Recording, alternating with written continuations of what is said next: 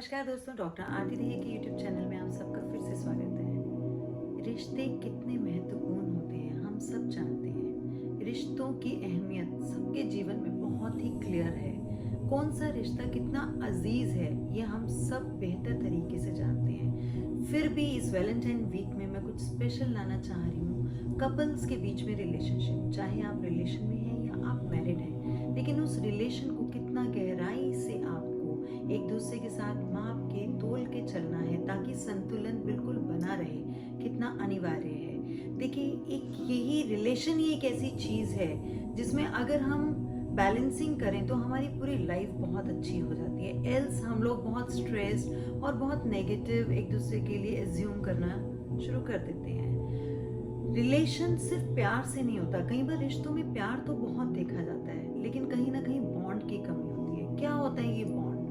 Relationship bond होना बहुत अनिवार्य है। प्यार और बॉन्ड दो अलग अलग चीजें हैं। प्यार होता है किसी के लिए आप सेक्रीफाइस करते हो, या किसी की पसंद नापसंद को आप कुछ अहमियत देते हो, या ड्यू टू लव आप उसकी हर कंसर्न चीज को बहुत ज्यादा वैल्यू देते हो, अपनी चॉइस से भी। लेकिन बॉन्ड क्या है? बॉन्ड एक गहराई है, एक रिश्ते को और गहराई से जोड़ने की एक टेक्निक है।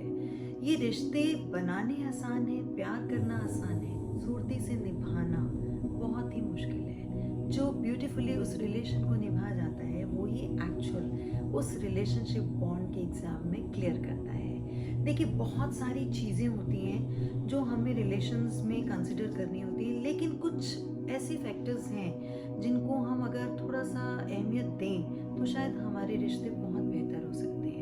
जिसमें से सबसे पहला और इम्पोर्टेंट है कम्युनिकेशन। कम्युनिकेशन होता क्या है?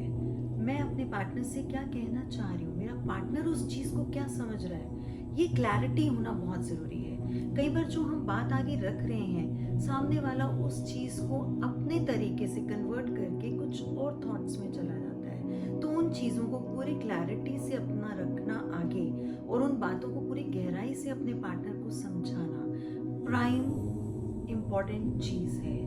सबसे पहले अपने विचारों और अपनी बातों को प्रकट करने का तरीका आना चाहिए। कहीं भी ये बीच में मिसकंसेप्शन नहीं रहनी चाहिए कि आप क्या कहना चाह रहे हैं और वो क्या रिसीव कर रहे हैं। जो भी आप डिलीवर कर रहे हैं वो रिसीवर को बिल्कुल क्लियर होना चाहिए। ये चीज़ का आपको बहुत खास ध्यान रखना है। दूसरा, हमें क्या सोचना चाहिए? एक दूसरे को अंडरस्टैंड करना चाहिए, एक दूसरे की प्रायोरिटीज को समझना चाहिए, एक दूसरे की चॉइसेस को समझना चाहिए, लाइक्स एंड डिसलाइक्स को समझना चाहिए। जब हम एक दूसरे की इन छोटी छोटी चीज़ों को समझते हैं और उतनी ही अहमियत देते हैं जितनी हम अपनी चॉइसेस को देते हैं, तो देखिए रिलेशन अपने आप ही बहुत एक दूसरे के साथ बहुत ही गहरा हो जाता है। एक दूसरे को समझ के अगर हम आगे बढ़ते हैं और एक दूसरे की पसंद नापसंद को अगर हम अहमियत देते हैं, तो हम लोग बहुत अच्छे तरीके से एक दूसरे की सोल के अंदर उतर सकते हैं, क्योंकि हम एक दूसरे के मन की चीज़ों को समझ रहे हैं। तीसरी मैं बात करूंगी ट्रस्ट की।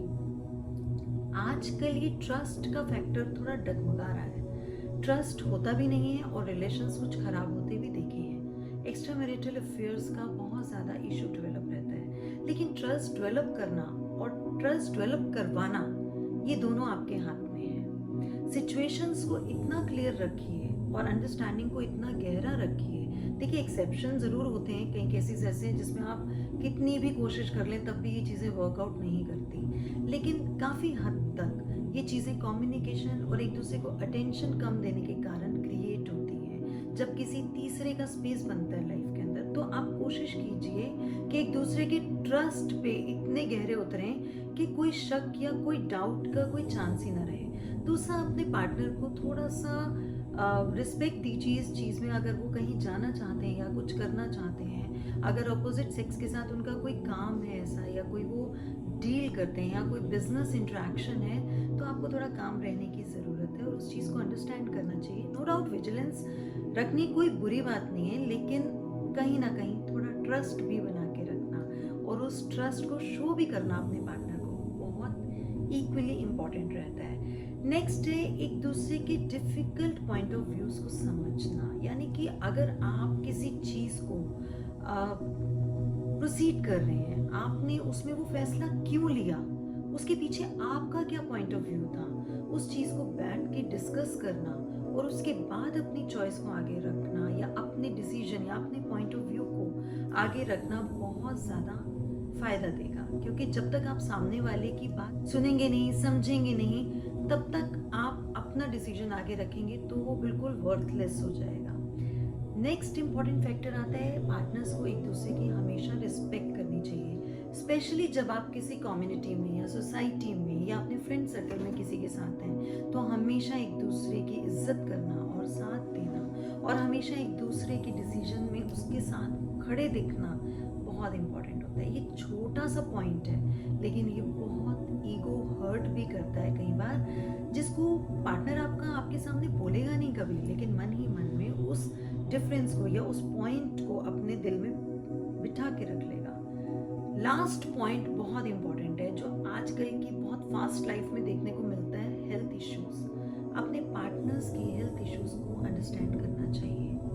अगर वो कोई कंप्लेंट कर रहे हैं तो अगर आप उनको कंसोल करें या आप अगर उनको केयर दिखा दें, it hardly takes 2 to 3 minutes to show your concern towards their health. अगर आप ये करते हैं तो बिलीव मी, ये एक इंटरनल कनेक्शन बनाता है। क्योंकि कहते हैं ना, जब कोई आपको तकलीफ में साथ देता है तो वो आपके बहुत अजीज हो जाता है। तो जो आपको पेन्स में समझेगा या जो आपको आपके डिफ़िकल्ट फिजिकल इश्यूज में समझेगा, तो आप उसको और ज़्यादा अपने करीब पाएंगे। देखिए, बहुत छोटे छोटे पॉइंट्स हैं जिनको हम कंसिडर करें तो अपने बॉन्ड और रिलेशन को बहुत अच्छा बना सकते हैं। उम्मीद करूँगी इन टिप्स को इस वैलेंटाइन पे आप यूज़ करेंगे और अपने रिलेशन को बहुत स्ट्रॉन्ग करेंगे। Bye bye, take care.